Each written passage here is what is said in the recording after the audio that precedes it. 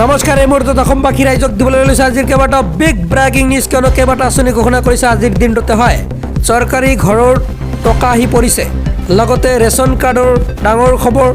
ইয়াৰ লগতে অৰুণোদয় আঁচনিৰ ৩,০০০ টকালৈকে সোমাব।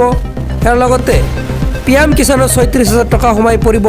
ডাঙৰ খবৰ আহি পৰিছে, মই সবিশেষ এটাকৈ জনাইছোঁ। লগতে বদৰুদ্দিন আজমলৰ মহানুভূতা চাওক। আজিৰ প্ৰথমটো খবৰ, বান পৰিস্থিতিৰ মাজতে ৰাজ্যবাসীলৈ ভাল খবৰ আহি পৰিছে। হয়, ৩ আগষ্টৰ পৰা একাউণ্টত সোমাব অৰুণোদয়ৰ ধন। পঞ্চায়তে অনুষ্ঠিত হ'ব সভাৰ জৰিয়তে নতুন চৰকাৰে প্ৰদান কৰিব অৰুণোদয় আঁচনিৰ প্ৰথম কিস্তিৰ ধন। অৰুণোদয়ৰ ধন লাভৰ পূৰ্বে কৰি লওক এইকেইটা জৰুৰী কাম। হয়, আজিয়েই বেংক একাউণ্টৰ সৈতে লিংক কৰক আপোনাৰ আধাৰ কাৰ্ড, অন্যথা কৰ্তন হ'ব পাৰে তালিকাত থকা হিতাধিকাৰীৰ নাম। যিসকলৰ নাম আগতে আছিলে, অৰ্থাৎ আগতে টকা পাইছিলে, তেওঁলোকে আৰু নতুনকৈ একো কৰিব নালাগে, কোনো ধৰণৰ লিংক কৰাৰ প্ৰয়োজন নাই। হয়, আপুনি অপেক্ষা কৰক কেইদিনমান। পৰৱৰ্তী খবৰ, অৰ্জুন ভোগেশ্বৰ বৰুৱাক সহায়ৰ হাত বদৰুদ্দিন আজমলৰ। এই মুহূৰ্তত দিবলৈ লৈছোঁ বিগ ব্ৰেকিং নিউজ। হয়, ভোগেশ্বৰ বৰুৱাক 1 লাখ টকাৰ আৰ্থিক সহায় বদৰুদ্দিন আজমলৰ। ভোগেশ্বৰ বৰুৱাৰ ঘৰত কান্দোনত ভাগি পৰিল বদৰুদ্দিন আজমল। ভোগেশ্বৰ বৰুৱাক সাৱটি ধৰিলে বদৰুদ্দিন আজমলে আৰু দুচকু হেমেকি উঠিল অৰ্জুন ভোগেশ্বৰ বৰুৱাৰ। হয়, মই অসমৰ সকলো মানুহৰ পৰা আপোনাক সন্মান জনাই এই ধন দিছোঁ বুলি বদৰুদ্দিন আজমলে প্ৰকাশ কৰিছে।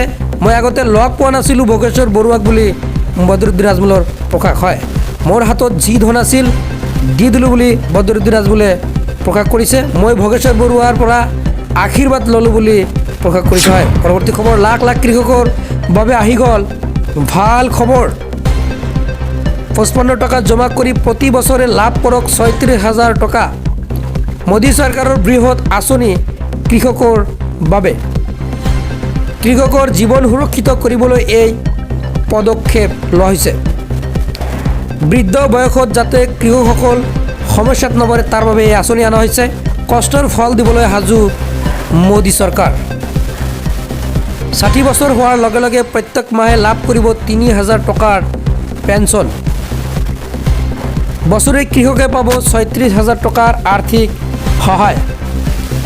বৃদ্ধ বয়সত বেলেগৰ ওপৰত নিৰ্ভৰ নকৰিলেও হ'ব এতিয়াৰে পৰা। কোনে কোনে পাব PM কিষাণ মানধন যোজনা সবিশেষ জনাই আছোঁ। হয়, যিসকল কৃষকৰ 2 হেক্টৰ কৃষিভূমি আছে তেওঁলোকে লাভ কৰিব এই টকা।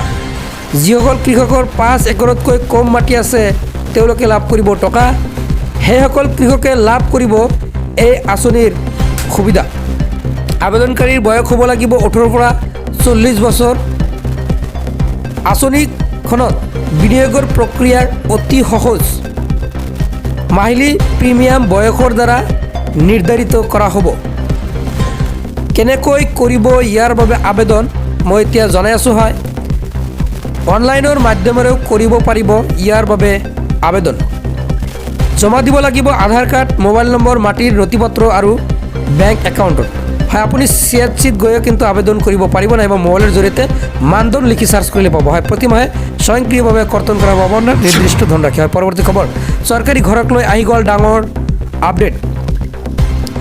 100 দিনৰ ভিতৰত নিৰ্মাণ হ'ব 2 লাখ চৰকাৰী পকী ঘৰ। ৰাজ্যত নাথাকিব এটাও কেঁচা ঘৰ। প্ৰতিটো দৰিদ্ৰ পৰিয়ালে লাভ কৰিব চৰকাৰী পকী ঘৰ। হয়, প্ৰতিটো দৰিদ্ৰ পৰিয়ালক চৰকাৰী ঘৰ প্ৰদান কৰিব ৰাজ্য চৰকাৰে। প্ৰধানমন্ত্ৰী আৱাস যোজনা গ্ৰামীণৰ অধীনত নিৰ্মাণ হ'ব এই চৰকাৰী পকী ঘৰ। হয়, মই পৰৱৰ্তী খবৰটো জনাই আছোঁ। হয়, মাদ্ৰাছাত সহায় কৰিবলৈ সাজু বীৰ লাচি থানা শৃংখল চলিহাই। হয়, বদৰুদ্দিন আজমলক প্ৰতিশ্ৰুতি দিলে শৃংখল চলিহাই। শিৱসাগৰত থকা সকলো খিলঞ্জীয়া মুছলমানৰ সৈতে মিলা প্ৰীতিত আছে বুলি উল্লেখ কৰিলে বদৰুদ্দিন আজমলকে কোনো ধৰণৰ চিন্তা কৰিব নালাগে বুলি উল্লেখ কৰিছে। হয়, মাদ্ৰাছাত যি সহায়ৰ প্ৰয়োজন হয় সকলো সহায় কৰিম বুলি প্ৰতিশ্ৰুতি দিয়া হৈছে।